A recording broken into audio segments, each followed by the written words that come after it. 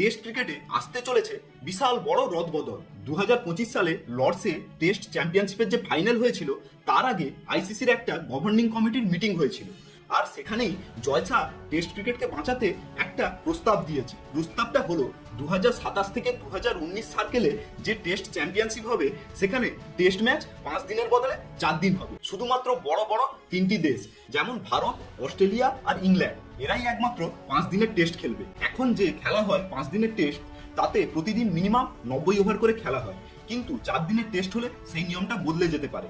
প্রতিদিন 98 ওভারে খেলা হতে পারে, মানে প্রায় 4 দিনে 400 ওভারের কাছাকাছি খেলা হবে। এর ফলে সময় সাশ্রয় হবে, খরচা কমবে, ছোট ছোট দলরা আরো টেস্ট ক্রিকেটের প্রতি ইন্টারেস্টেড হবে। আপনাদের কি মনে হয়, 4 দিনের ক্রিকেট কি টেস্ট ক্রিকেটকে আরো জনপ্রিয় করে তুলতে পারে, নাকি আইসিসির এই সিদ্ধান্ত টেস্ট ক্রিকেটের কফিনে শেষ পেরেকটা পুঁতে দেবে আর টেস্ট ক্রিকেট হারিয়ে যাবে চিরতরে?